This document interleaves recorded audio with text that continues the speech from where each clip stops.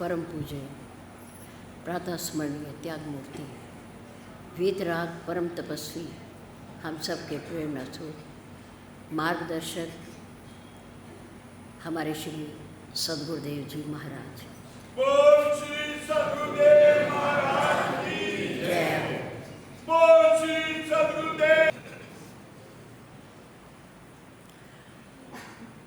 अर्चनीय वंदनीय धर्म स्वरूप पुरुष मात भक्ति स्वरूपा मातृ शक्ति प्यारी बहन, प्रातःकाल के शुभ वेला में श्री राधा कृष्ण सनातन धर्म मंदिर के पवित्र प्रांगण में पूज्य गुरुदेव जी के चरणारविंद में परमपिता परमात्मा को साक्षी मानते हुए अपने अपने पैरों की चौकड़ी लगाकर बैठते हुए, शरीर को सीधा रखते हुए, मन को अपने पास लाते हुए, चित्त वृत्ति को एकाग्र करके बैठते हुए, चेहरे को मंच की ओर रखते हुए, किसी भी प्रकार की हलचल को रोकते हुए, शांति का दान देते हुए, धर्ममय वातावरण में समय का सदुपयोग करते हुए धर्म की चर्चा, जीवन सुधार की चर्चा, प्रभु की पवित्र पावनी चर्चा कहने और सुनने का प्रयास कीजिए। धन्यवाद।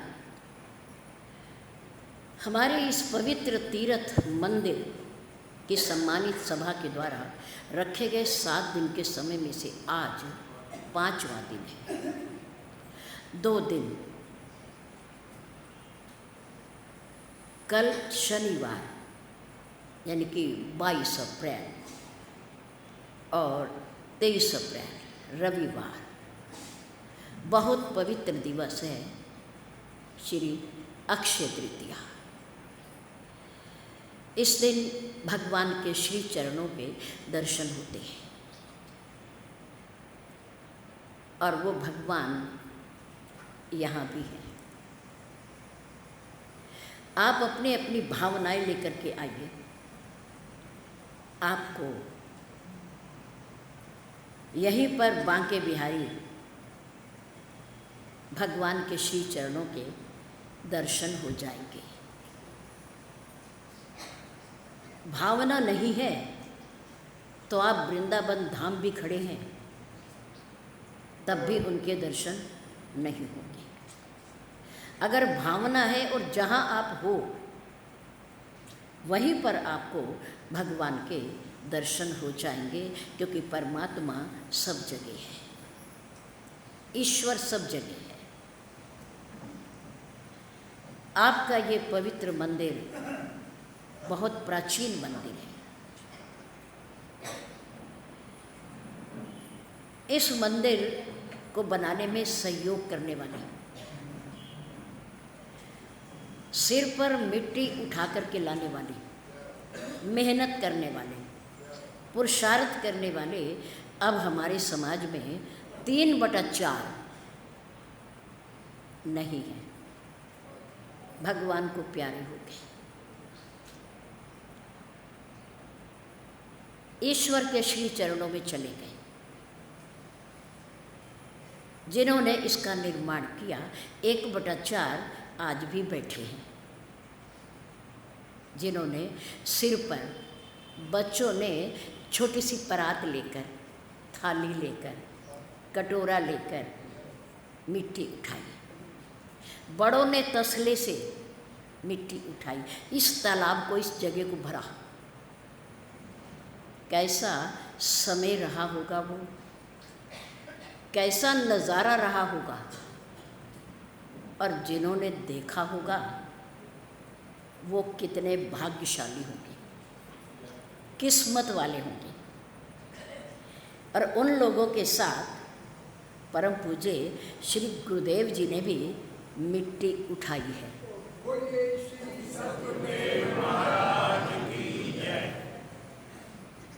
नुमाइश कैंप केशव नगर के शमशान घाट में पानी का स्रोत नहीं था, नहाने के लिए पानी नहीं था। जब अर्थी को लेकर के जाते हैं तो उसके बाद लोग कुछ स्नान करते हैं, कुछ मुँह हाथ धोते हैं। उस समय पानी नहीं था, प्राप्त नहीं हो रहा था, प्रयास करने के बाद भी। उस समय श्री महाराज जी को याद किया गया। और श्री महाराज जी वहाँ गए, बहुत लोग उसके साक्षी हैं यहाँ बैठे हो, ये पुरानी बात नहीं है। सबसे पहले मेरे पूज्य गुरुदेव जी ने उस स्थान पर जहाँ आज ट्यूबवेल है, पानी का स्रोत है, वहाँ फावड़ा लगाया, वहाँ फावड़ा मारा अपने हाथों से उस स्थान पर। उसके बाद मजदूरों ने उस जगह को खोदा और पानी की धारा बह गई, निकल आई। इस बात के बहुत सारे लोग साक्षी हैं, सबको पता है कि पानी नहीं था वहाँ। नकुड़ में चेयरमैन श्री साधुराम जी सैनी, उन्होंने अपने खेतों में ट्यूबवेल लगवाया, लेकिन पानी नहीं आ रहा था। खेती के लिए पानी की बहुत आवश्यकता होती है। हम भी बच्चों को विज्ञान में पढ़ाया करते थे कि बीज को उगने के लिए 3 चीज़ों की आवश्यकता होती है। नंबर 1 मिट्टी, नंबर 2 पानी, नंबर 3 हवा, प्रकाश। इनके बिना बीज कितना भी बढ़िया हो उग नहीं सकता, अंकुरित नहीं होता। तो किसानों को पानी की बड़ी आवश्यकता होती है। 3-4 जगह खुदाई करने के बाद भी पानी नहीं मिला। फिर निस्वार्थ रूप से समाज की सेवा करने वाले परोपकारी संत श्री महाराज जी को याद किया गया। श्री साधुराम जी चेयरमैन सैनी, गोलोकवासी। जब हम सन 69 में नकुड़ में आए तो उस समय वो चेयरमैन थे, श्री साधुराम जी सैनी। उन्होंने किसी सज्जन के कहने से श्री महाराज जी को अपने खेत पर ले जाने का विचार बनाया और कहा कि स्वामी जी कई जगह खुदाई कर ली, ट्यूबवेल लगाना चाहते हैं पर पानी नहीं आ रहा ठीक से, रेता साथ आ जाता है, जैसा हम चाहते हैं वैसा पानी नहीं मिल रहा।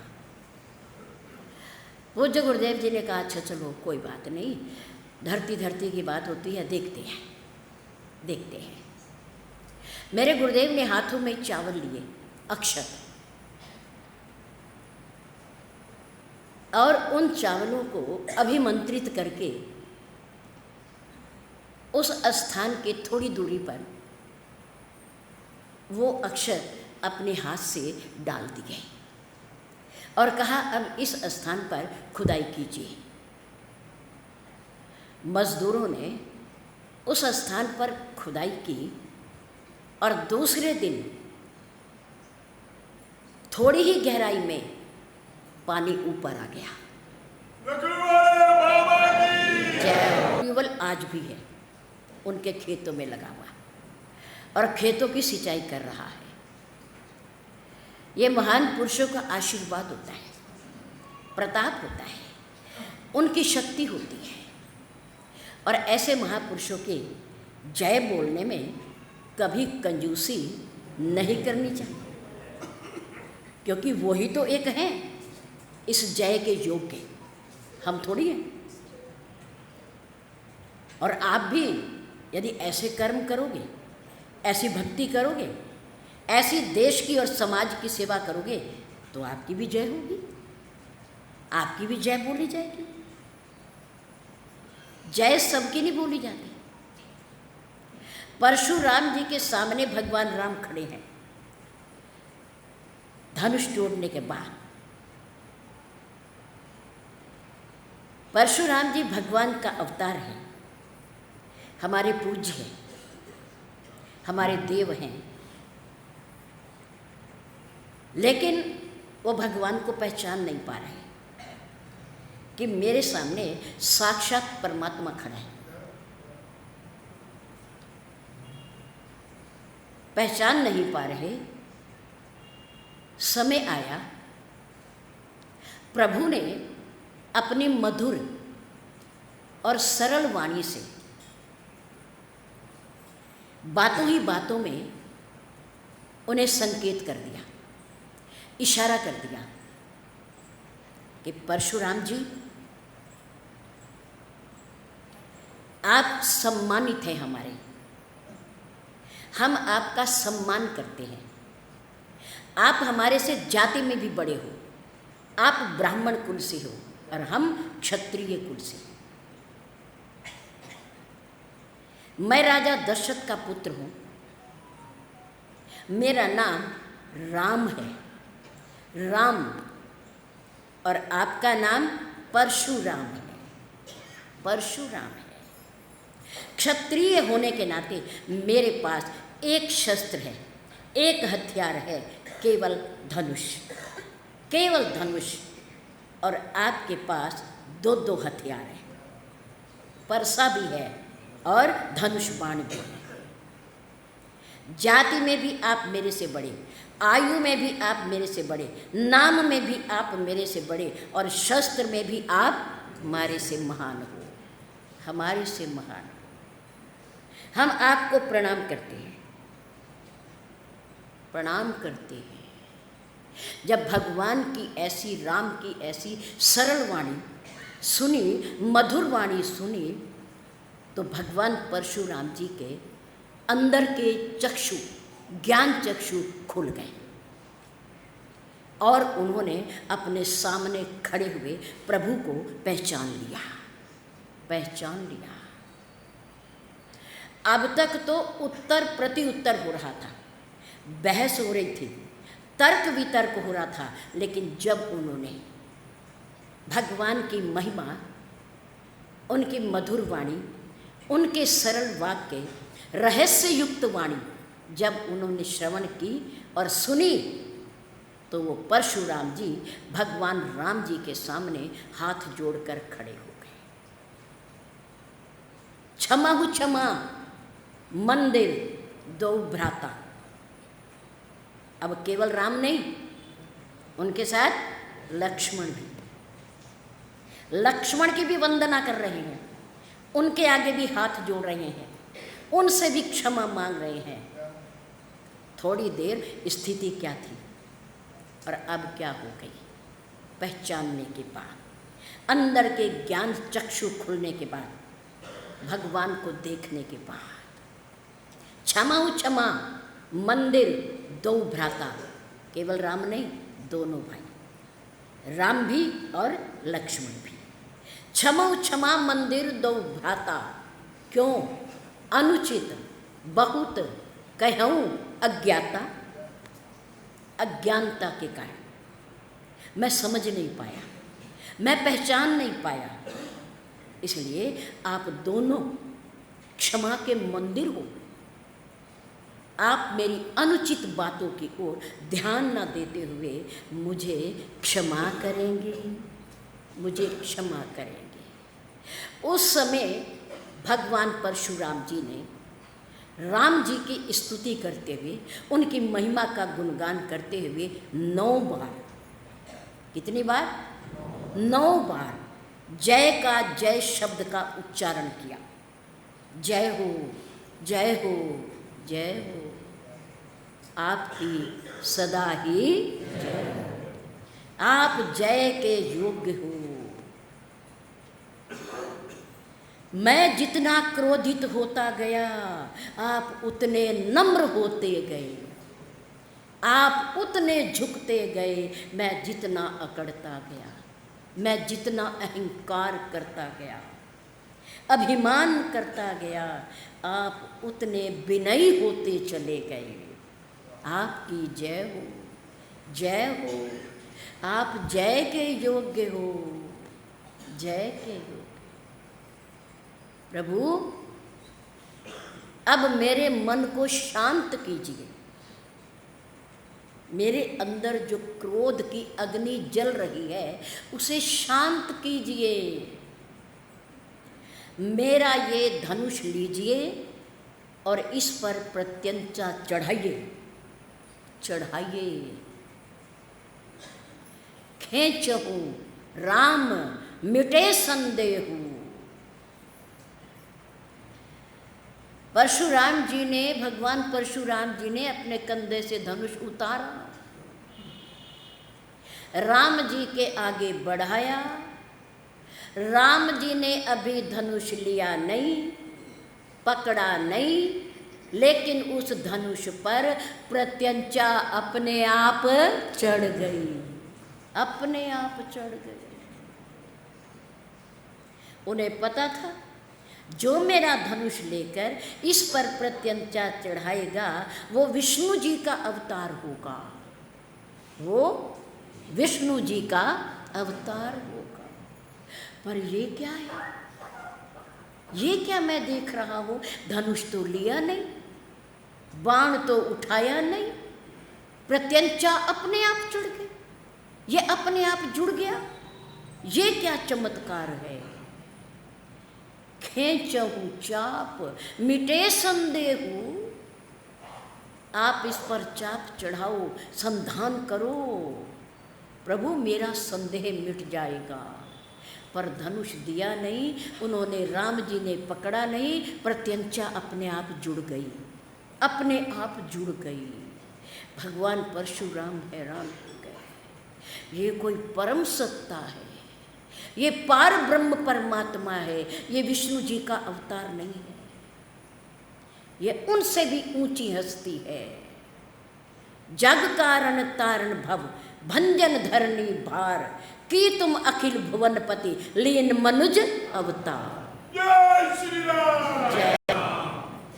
जो जय बोलने के योग्य होते हैं उनकी जय बोलनी चाहिए। भगवान की जय बोलिए, अपने देवी देवताओं की जय बोलिए, अपने सदगुरु देव महाराज की जय बोलिए, और अपने इस धरती के भगवान अपने पूज्य माता पिता की जय बोलिए, जय बोलिए। क्योंकि आज हम उन्हीं के कारण हैं, हमारा जीवन उनकी धरोहर है, उनकी धरोहर है। आप अपने अपने पास रखने वाले पर्स में नोट डालो या ना डालो, कोई और कागज रखो या ना रखो, पर अपने माता पिता की तस्वीर ज़रूर रखो, ज़रूर रखो। क्यों? क्योंकि यही दो हस्तियां हैं जिन्होंने हमारी तकदीर संवारी है, हमारा भाग्य बनाया है, हमें पालन पोषण करके यहाँ तक पहुँचाया है, हमें पढ़ाया लिखाया है, हमारी गंदगी साफ की है। हम कितने भी कीचड़ में भर करके आए, माँ ने परहेज नहीं किया, हमें उठा करके गोदी में बिठा लिया, अपने कपड़ों की परवाह नहीं की। यह भी नहीं सोचा मेरे बच्चे के कपड़े गंदे हैं, मेरे बच्चे का मुंह साफ नहीं है, कहाँ से खेल करके आया। नहीं, आओ आओ मेरे प्यारे, मेरे बालक, तुम्हारे से हमारी दुनिया है। ये माँ बाप के शब्द होते हैं, बच्चों से माता पिता की दुनिया होती है। इसलिए जय बोला करो, संकोच ना किया करो। आप जय बोलोगे तो आने वाले समय में आपकी संतान भी आपकी जय बोलेगी। जैसा आचरण हम संतान के सामने करेंगे, संतान आगे वैसा ही करेगी। इसलिए सावधान, कोई भी कार्य करते समय पहले देखें हमारे बच्चे देख रहे हैं। परमात्मा तो देख ही रहा है, वो तो देख ही रहा है, सबको पता है, लेकिन बच्चे भी देख रहे हैं कि हम क्या कर रहे हैं। इसलिए हम जो बच्चों से आशा करते हैं वैसा ही काम करें। जैसा हम चाहते हैं कि हमारे बच्चे कर्म करें, आचरण करें, चरित्र बने उनका, वैसा हम भी करके दिखाएं। देख के ज़्यादा सीखते हैं बच्चे। इसलिए कल हम आपसे बात कर रहे थे कि जहाँ भोजन बनता है उसे हम क्या कहेंगे? रसोई। और जो वहाँ बन कर के तैयार होएगा उसे क्या कहेंगे? भोजन। केवल हम ही नहीं कहेंगे, बच्चों के अंदर भी आदत डालिए। उन्हें हम कहें आ जाओ भोजन करेंगे तो वो समझ जाएं कि भोजन क्या है। हमें क्यों बुलाया जा रहा है, ठीक है ना। क्योंकि खाना शब्द तो बहुत सारे ऐसे स्थानों के साथ लगता है जो अपवित्र होते हैं, जो अपवित्र होते हैं, शुद्ध नहीं होते। लेकिन रसोई शब्द चौका, पहले इसे क्या कहते थे प्राचीन काल में हमारे बड़े ना, ये रसोई तो हम सभ्य हो गए ना, कुछ हम पढ़े लिखे हो गए तो हम रसोई कहने लगे, है ना। हमारे बड़े क्या कहते थे, चौका। चौका, उसे गोबर से लीपा जाता था, उसे शुद्ध किया जाता था, साफ किया जाता था, और जिस चूल्हे पर भोजन बनता था ना, उस चूल्हे की रोज सफाई होती थी, रोज उसे गोबर से लीपते थे। मैंने भी लीपा है, मैंने भी लीपा है। कहाँ, सन 69 में जब हमारी पहली बार सर्विस लगी, उस समय हम तबर्रकपुर गांव में गए, जो राजपूतों का गांव है, और वहाँ पर चूल्हे पे रोटी बनती थी।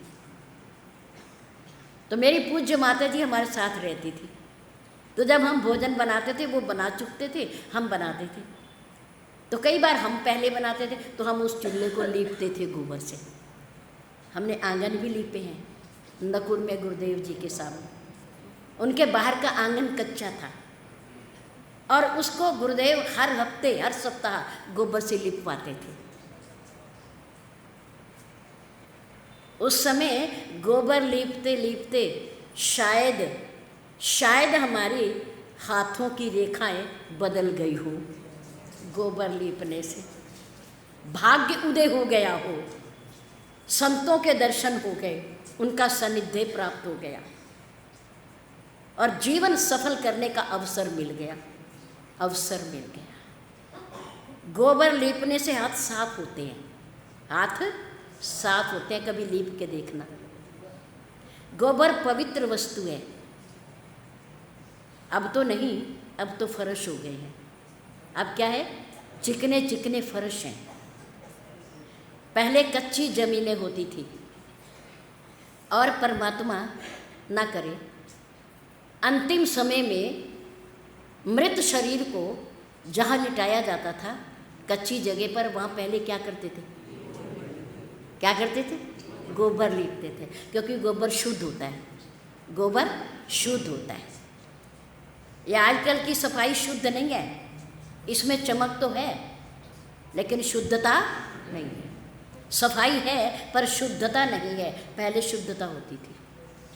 यह हमारी पुरानी परंपराएं हैं, इन्हें नहीं भूलना चाहिए। गोबर लीप के उस जगह को पवित्र किया जाता था, उसके बाद उन्हें वहाँ लिटाया जाता था। और जहाँ कच्ची जगह होती है ना, वहाँ आज भी शीतलता है, वहाँ आज भी, और पक्के फर्शों में गर्मी है। पक्के फर्शों में गर्मी और कच्ची स्थान पर, जगह पर शीतलता, ठंडक होती है। हमारी प्राचीन परंपराएं बड़ी अच्छी होती थी, लेकिन समय के प्रवाह के साथ सब बह रहा है, सब बह रहा है। हम भी बह रहे हैं, आप भी बह रहे हो, बच्चे भी बह रहे हैं, सब बदल रहे हैं, परिवर्तित हो रहे हैं। आज तो उस फर्श को भी नहीं धोया जाता जहाँ उन्हें लिटाया जाता है। लाओ, उठाओ, उतारो और नीचे लिटा दो, और वही बिछौना बिछा दो जो उनके नीचे पहले बिछा हुआ था। अशुद्धता, अपवित्रता।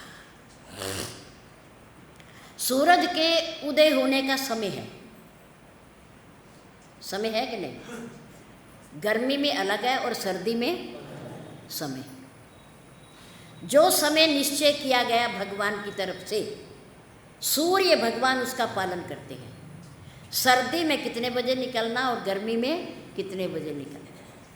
उदय होने का समय निश्चित है और अस्त होने का समय भी निश्चित है। गाड़ी के आने का समय भी निश्चित है और जाने का समय भी।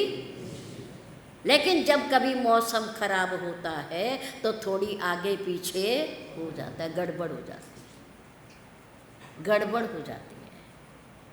सूर्य के उदय होने अस्त होने का समय है, गाड़ी के आने का और जाने का समय निश्चित है, पर हमारे और आने के और जाने का समय कोई निश्चित नहीं है।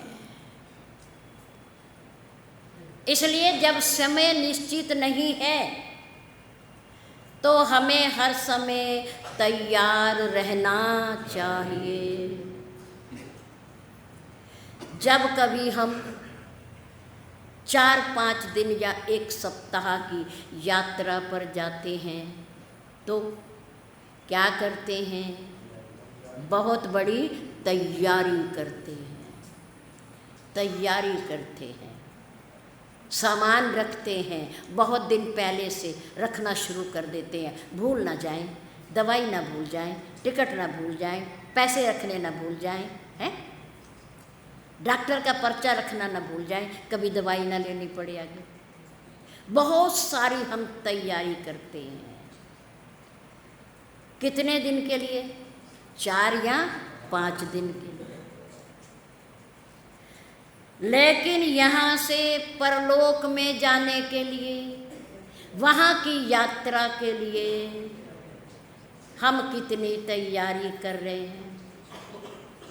जबकि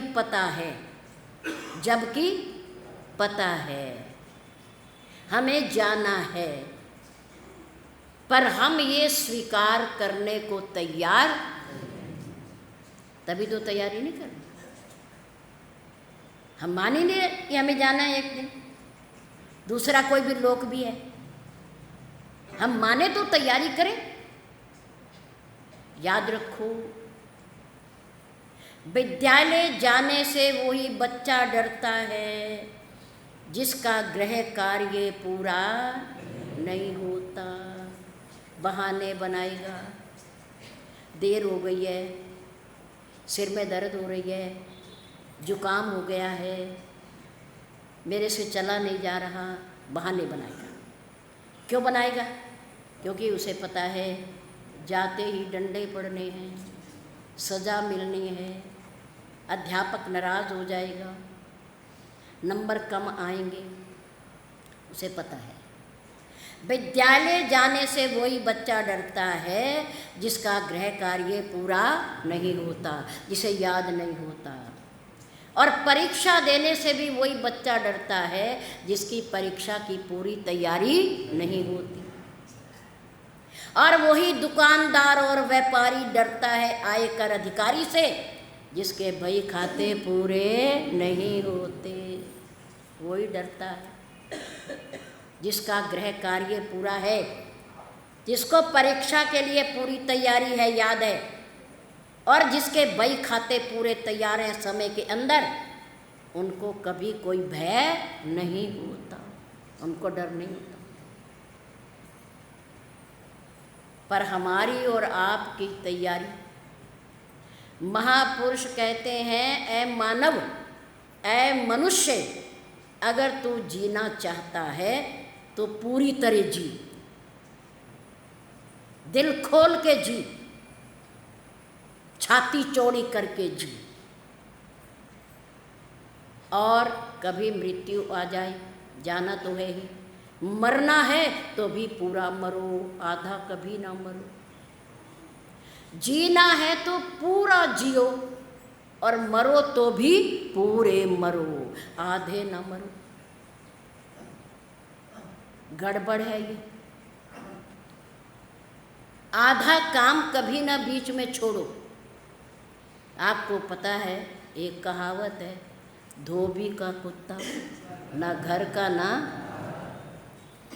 ये होता है। जिनका कार्य पूरा नहीं होता वो बीच में लटके रहते हैं, त्रिशंकु की तरह, ना ऊपर और ना नीचे, बीच में, पैर ऊपर और सिर नीचे लटके रहते हैं वो। उनका मन कभी शांत नहीं होता। परम शांति के लिए, परम आनंद के लिए जो भी करो पूरा करो, पूरा करो। मेरे राम ने जो भी काम किया पूरा किया, पूरा किया। माता पिता की आज्ञा का पालन किया तो पूरा किया कि नहीं किया? सुमंत वापिस लाना चाहते थे, मेरे राम आए? आए क्या? बहुत कहा उन्होंने, आपके पिता ने आज्ञा दी है, चलो आगे बहुत कठिनाइयाँ हैं, अभी तो पहला दिन है, आपने देखा ही क्या है, चलो। महलों में रहने वाले हो, जंगलों में कैसे रहोगे? प्रभु ने कहा कोई बात नहीं, पिता की आज्ञा का पालन करना पुत्र का धर्म होता है, कर्तव्य होता है, कोई बात नहीं, उनका आशीर्वाद है। भरतलाल जी गए चित्रकूट में, पूज्य गुरुदेव भी साथ में गए, तीनों माताएं भी गई, सब ने आग्रह किया कि राम तुम वापिस चलो, राम तुम वापिस चलो, तुम वापिस चलो, तुम्हारी जगह 14 वर्ष में वनवास काटेगा कौन? भरतलाल, भरतलाल काट लेगा। राजा जनक ने भी कहा भरतलाल तुम्हारी जगह चला जाएगा, पर तुम वापिस चलो, थोड़ा ही समय हुआ है अभी, तुम वापिस चलो। पर राम ने उनकी बात को माना क्या? माना क्या? नहीं। मेरे राम ने कहा जो करूँगा पूरा करूँगा, अधूरा नहीं छोड़ूंगा। कितनी भी दिक्कतें आई, माँ सीता का अपहरण हुआ, रास्ते में राक्षस मिले, युद्ध भी हुआ खर और दूषण के साथ, लेकिन मेरे राम ने पीछे मुड़कर के नहीं देखा। ऋष्य मूक पर्वत नियराया, आगे चले बहुरी रघुराया, पीछे नहीं घूमे। सीता जी को ढूंढते ढूंढते भी आगे जा रहे हैं, पीछे नहीं गए कि चलो कोई बात नहीं हम चलते हैं, वहाँ से सेना ले आएंगे, हथियार ले आएंगे तो आगे फिर लड़ाई लड़ेंगे, ना। मेरे राम आगे ही आगे बढ़ते चले गए, पीछे नहीं गए, पीछे मुड़कर नहीं देखा। भरतलाल जी ने कहा मेरे राम से कहना, मेरे भाई से कहना कि इस मुसीबत के समय अयोध्या की चतुरंगनी सेना किस काम आएगी? अगर आप चाहो तो मैं यहाँ से भेज देता हूँ। मेरे राम ने कहा नहीं, मुझे अयोध्या की सेना की आवश्यकता नहीं है, मैं अपने बल पर रावण से युद्ध करूँगा, अपनी शक्ति से युद्ध करूँगा। जब लक्ष्मण को शक्ति लगी तो उस समय अयोध्या में संदेशा जा सकता था और चला भी गया था। हनुमान जी संजीवनी बूटी लेकर आ गए थे, माँ कौशल्या को भी पता चल गया, भरतलाल को भी पता चल गया कि लक्ष्मण जी मूर्छित हैं, बेहोश हैं, उन्हें ब्रह्म अस्त्र लगा हुआ है। डॉक्टर भेज सकते थे, वहाँ एक से एक वैद्य था, लेकिन राम जी ने कहा नहीं, मेरे पास वैद्य भी हैं, मैं पीछे मुड़कर नहीं देखूंगा, मेरे पास हथियार भी हैं, मेरे पास सेना भी है, मेरे पास इंजीनियर भी हैं पुल बनाने के लिए, नल और नील, मैं पीछे नहीं देखूंगा। पूरा जो भी कार्य करो, जिसको प्रारंभ करो, जिसको हाथ लगाओ, उसे पूरा करके पीछे हटो, अधूरा ना। इसलिए जीना है तो पूरा जियो और मरना है तो पूरा मरो। बच्चा जल्दी जवान होना चाहता है क्योंकि बचपन में वो दूसरों के सहारे होता है, बच्चा दूसरों पर आश्रित होता है। बच्चा बहुत जल्दी जवान होना चाहता है, अपने पैरों पर खड़ा होना चाहता है। बचपन को खोकर के जवानी प्राप्त करता है। अब उसकी आंखों में नए नए सुनहरे सुनहरे सपने आ जाते हैं, उनको पूरा करने के लिए मनुष्य धन कमाता है। धन कमाने में अपनी जवानी को खो देता है। जवानी के लिए बचपन को खो दिया, धन कमाने के लिए जवानी को खो दिया। अब दिन रात मेहनत कर रहा है, भाग रहा है, ना रात्रि में नींद है, ना सुबह चैन है, भाग रहा है। किसी तरह जुड़ जाए, हैं, लाख हो जाए, करोड़ हो जाए। दहाई और सैकड़ा तो पसंद ही नहीं है किसी को। 1000 हो जाए, लाख हो जाए, करोड़ हो जाए, मन नहीं भरता। धन के कमाने में जवानी खो देता है, और जब जवानी में की गई बद परहेजियाँ अगली अवस्था में व्यक्ति को रोग घेर लेते हैं, बीमारियां घेर लेती हैं, तो जो जवानी में धन कमाया है उसे उन बीमारियों में खर्च कर देता है। क्या अद्भुत चमत्कार है दुनिया का। बचपन से जवान होने के लिए बचपन खो दिया, खराब कर दिया। धन कमाने में जवानी को खराब कर दिया, इसे लगा दिया।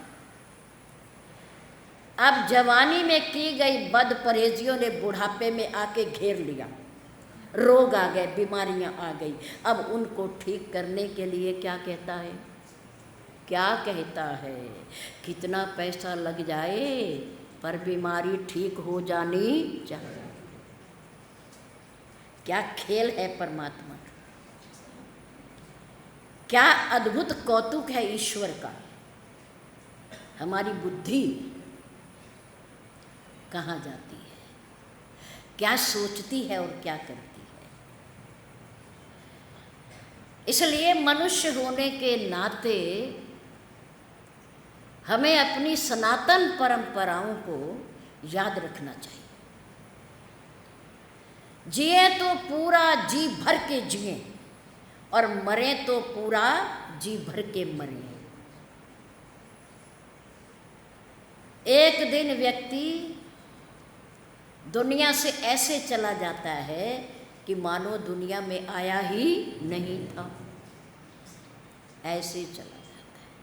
हनुमान जी ने रावण से कहा, बहुत सुंदर बात, श्री सुंदर कांड में आप भी पढ़ते हो, हफ्ते में एक बार तो आप लोग कर ही लेते हो। हनुमान जी ने कहा, रावण, यदि तू चाहता है कि जो तेरे पास है वो हमेशा बना रहे, तो मेरी एक बात कान खोल के सुन लो। हनुमान जी कौन है भला? कौन है? रामचरणारविंद अनुरागी, राम के अनन्य भक्त हैं। और विभीषण जी की वाणी के अनुसार, अब मोई भरोस हनुमंता, बिनु हरि कृपा मिले नहीं संता। विभीषण ने क्या कहा हनुमान जी को? संत कहा। क्या कहा? संत कहा। आप परम संत हो, राम चरणारविंद अनुरागी हो, परम भक्त हो, उनके चरणों के प्रेमी हो, प्रभु प्रेमी हो, संत कहा।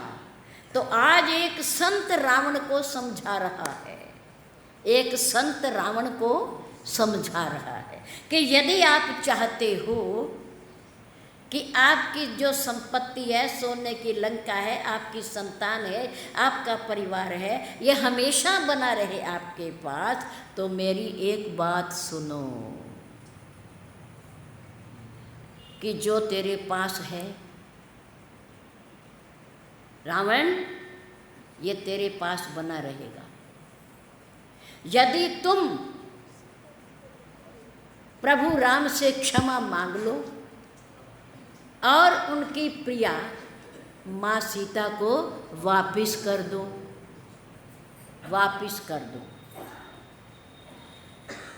वरना राम विमुख संपत्ति प्रभुताई, जाई रही पाई बिनु पाई।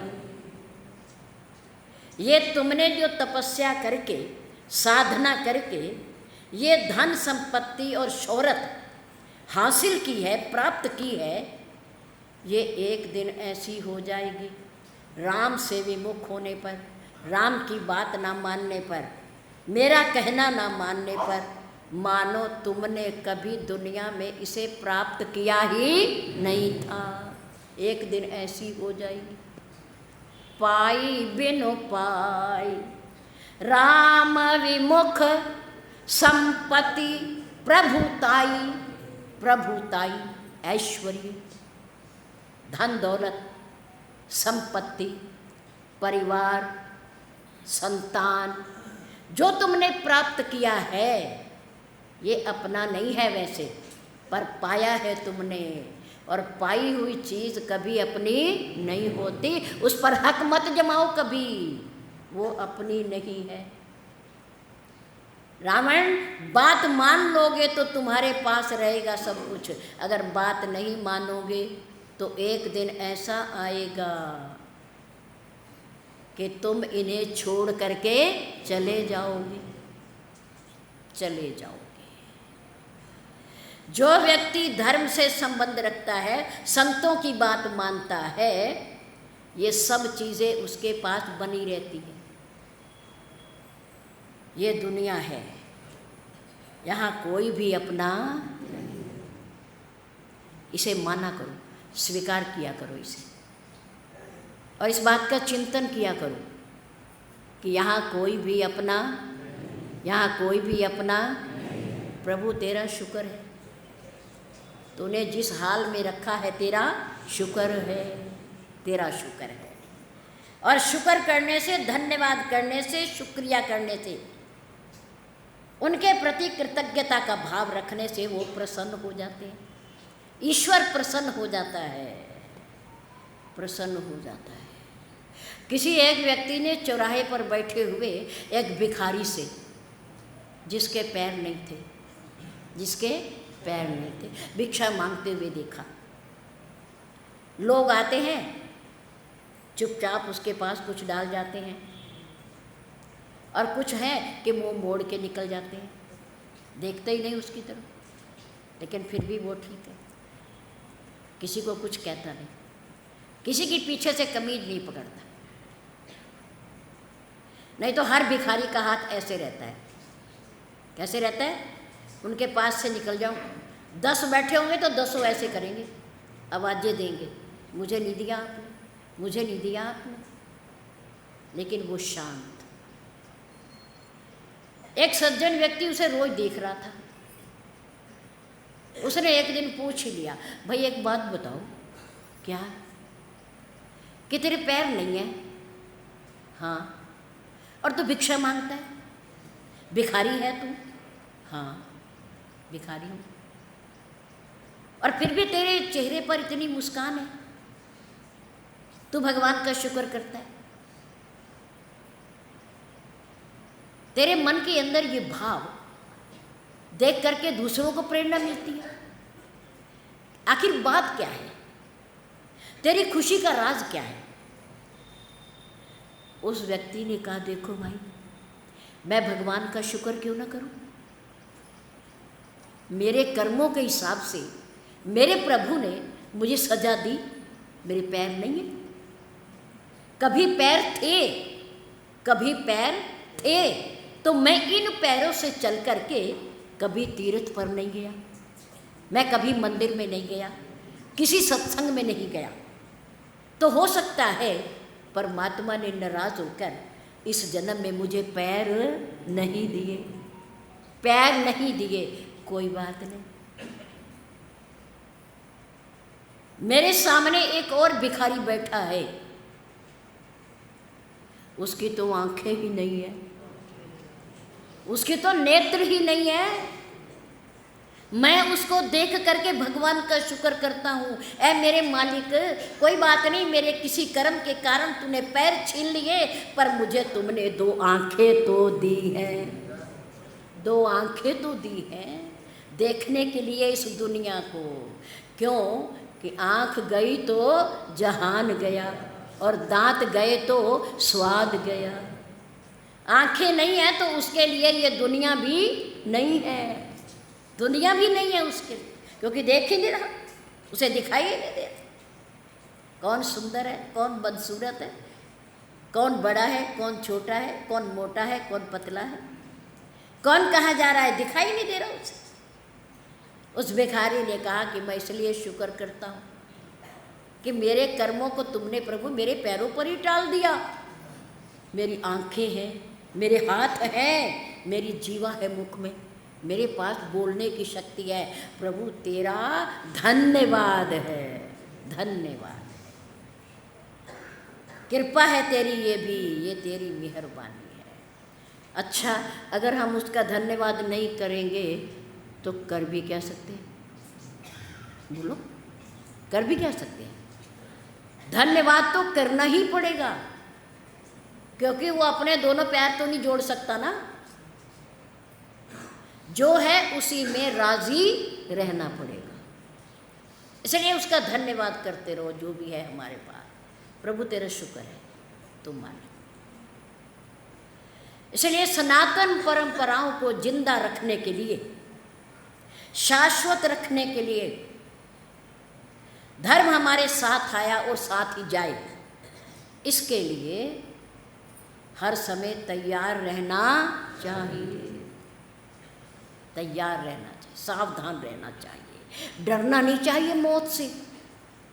मौत से डरो ना, हर समय तैयार रहो। हमारे पूज्य गुरुदेव जी तैयार थे,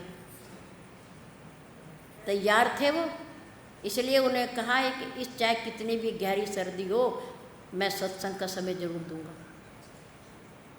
सन 2003 में सत्संग का समय ज़रूर दूंगा, क्योंकि उन्होंने तैयारी कर रखी थी गमन करने की, जाने की। उन्हें पता था कि सूर्य के उत्तरायण होते ही इस शरीर को छोड़ देना है, ये पुराना वस्त्र हो गया है, आंखें भी पुरानी हो गई हैं, पैरों में भी अब ज़्यादा शक्ति नहीं चलने की। किसी के कंधे का सहारा लेकर चलना अच्छी बात नहीं है। अब चले जाना चाहिए, चले जाना चाहिए। 2 बार समय पूछा, 5:45 बजे की तैयारी थी, भगवान से लौ लगी हुई थी। किसी से कोई बात नहीं, किसी को कुछ नहीं बुलाना, कोई याद नहीं किसी की, कोई ममता नहीं किसी से। समय पूछा, बच्चा बैठा था वहाँ, क्या समय हुआ? 5:45, चलो भाई तैयारी करो। उनकी तो मन से तैयारी थी ही। उठ कर के बैठे, चारपाई के ऊपर पैरों की चौकड़ी लगा रहे थे, इतने में भगवान आ गए, ईश्वर आ गए और अपने भक्त को अपनी गोदी में उठाकर ले गए। तैयारी के साथ, तैयारी पहले से थी उनकी। बोल दिया था कि हम 15 तारीख को मकर संक्रांति के बाद सूर्य के उत्तरायण होते ही भगवान के पास इहलोक की यात्रा को समाप्त करके परलोक की यात्रा पर चले जाएंगे। उन्हें पता था, क्योंकि उनकी तैयारी थी। डरते तो हम हैं, क्योंकि हमारी तैयारी है ही नहीं। हम डरते हैं, हम पछताते हैं, हमें दुख होता है, हमें कष्ट होता है जाते समय। पर हम भी खड़े, वो बच्चा भी खड़ा, कक्ष में बड़ी आसानी से, बड़ी सरलता से, बड़ी सुगमता से वो जीवन की ज्योति परम ज्योति में जाकर मिल गई। ये तैयारी होती है कि जाते समय, गमन करते समय पता भी ना चले। वैसे कहते हैं कि प्राण निकलते समय 100 बिच्छू के काटने की पीड़ा होती है, दर्द होता है, पर किसको? जिसकी तैयारी नहीं होती। मेरे गुरुदेव की तो पहले से पूर्व तैयारी थी, इसलिए क्योंकि उन्होंने अपने जीवन को समर्पित कर रखा था परमात्मा के प्रति। 24 घंटे उन्हीं के प्रति समर्पित, 24 घंटे जागत सोवत शरण तुम्हारी, दुख सुख सरिस प्रशंसा गारी। उनके लिए ये बराबर था, निंदा स्तुति बराबर थी। निंदा स्तुति उभय सम, ममता मम पद कंज, ते सज्जन मम प्राण प्रिय, गुण मंदिर सुख पुंज। ऐसे सज्जन महापुरुष भगवान को प्राणों के समान प्यारे होते हैं। वो उनके लिए तैयार और परमात्मा उनके लिए तैयार, दोनों तैयार रहते हैं। सनातन परंपरा बहुत ऊंची परंपरा है, बहुत ऊंची। इसी परंपरा के अंतर्गत एक बार भरी माघ नहाए, सब मुनीष आश्रम ही सिधाए, जाग बलिक मुनि परम विवेकी, भारद्वाज पद राखऊं टेकी। प्रार्थना करके उन्होंने भरद्वाज जी ने उन्हें रख लिया, इसलिए कि मैं आपसे प्रभु की कथा सुनना चाहता हूँ एकांत में। एकांत में, मेले में तो बहुत सुन ली मैंने, माघ के महीने में तो बहुत कथा हुई, पर एकांत में कथा सुनना चाहता हूँ। और कथा भी सुनना चाहता हूँ राम की, राम की, कि जिस राम का नाम दुनिया लेती है भव से पार हो जाती है। क्या यही राम राजा दशरथ के पुत्र हैं? क्या यही वो पार ब्रह्म परमात्मा है जिसके इशारे पर ये पूरी सृष्टि चलती है? कठपुतली की तरह सबको नचाता है, बंदर का नाच दिखाता है। क्या ये वही राम है? महान पुरुषों ने, महर्षि याज्ञवल्क्य जी ने भारद्वाज के ऊपर प्रसन्नता पूर्वक आशीर्वाद देते हुए उन्हें कथा सुनानी प्रारंभ की। और कथा कहाँ से प्रारंभ की? एक बार त्रेता युग माही, शंभु गए कुंभज ऋषि पाही।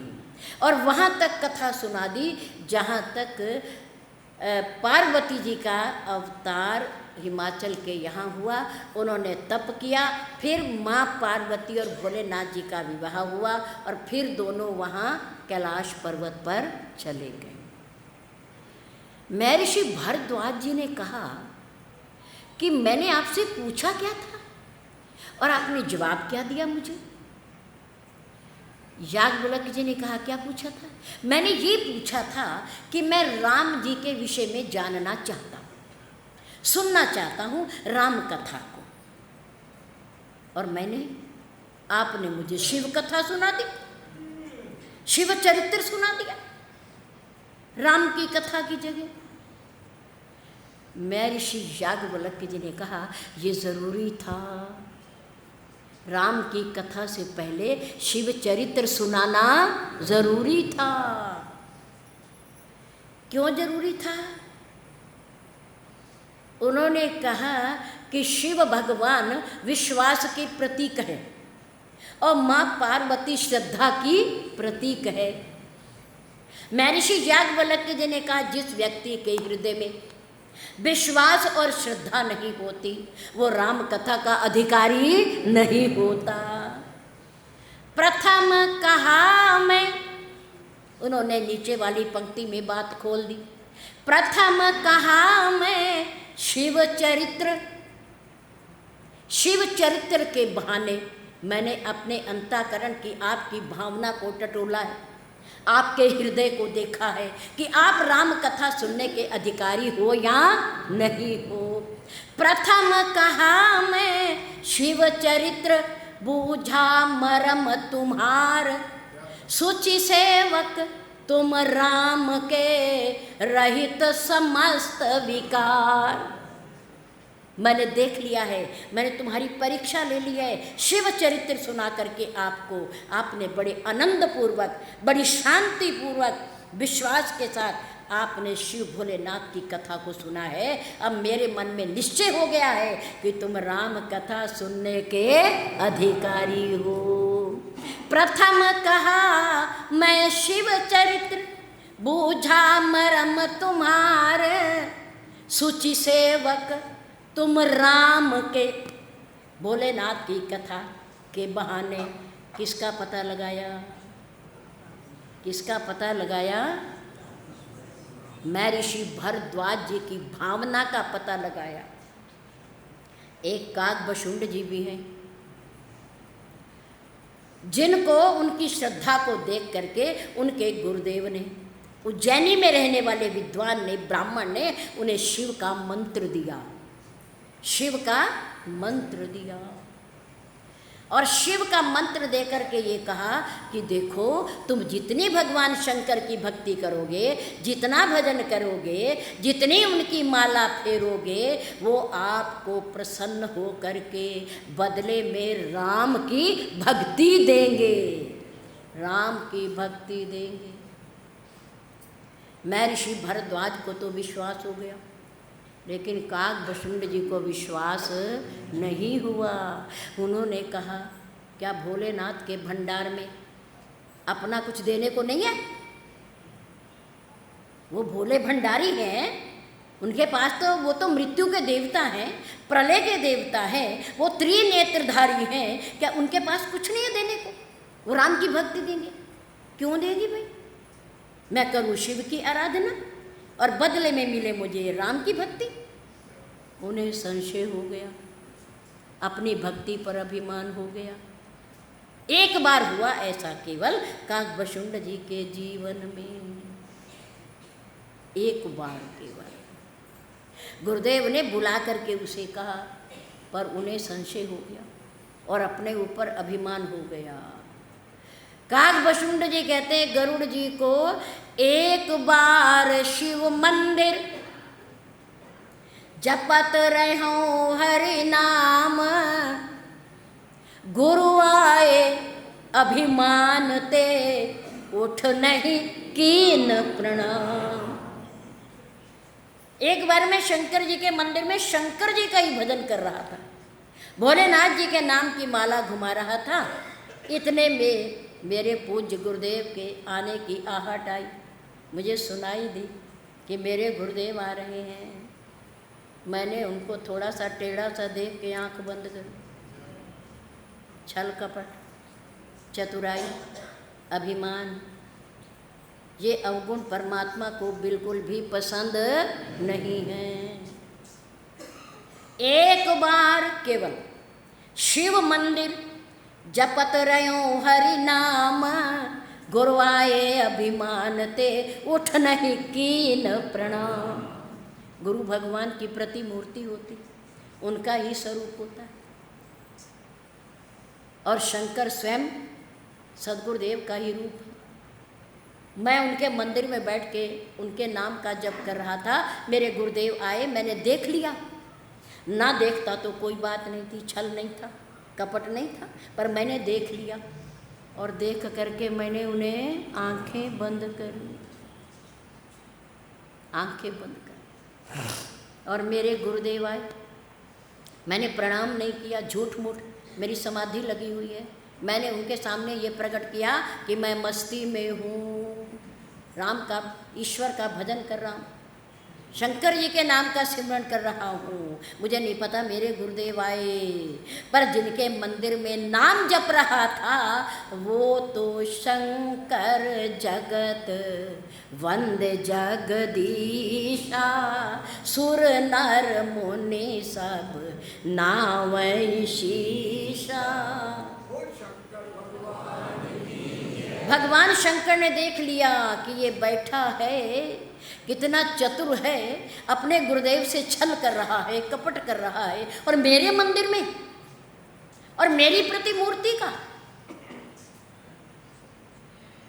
और मेरा ही नाम जप रहा है।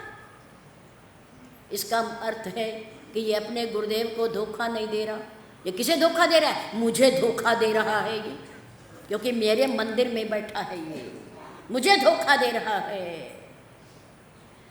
गुरुदेव जैसे ही अंदर आए, भगवान शंकर जी के पास जाने लगे, उसी समय आकाशवाणी हो गई, अरे पापी, अरे दुष्ट, अपने गुरुदेव को आता हुआ देख करके, जिसे तूने शिक्षा पाई, मंत्र लिया जिससे, उनका अपमान कर रहा है। तू उठना नहीं चाहता, प्रणाम नहीं करना चाहता। मैं शाप दे रहा हूँ कि जैसे अजगर बैठा बैठा सारे काम अपने करता है, ऐसे ही तुझे उठना ही ना पड़े, तू बैठा ही रहे, तू अजगर हो जा। जब ये आकाशवाणी सुनी, शब्द सुने, तो गुरुदेव ने पीछे मुड़ कर के देखा कि कौन बैठा है, किसको शाप दिया है। तो वहाँ वो यही काकभशुंड जी बैठे। क्या मिल गया? अजगर का साप, सांप का, अजगर होने का शाप मिल गया। और भगवान शंकर ने स्वयं दिया, किसी और ने नहीं दिया, भगवान शंकर ने दिया।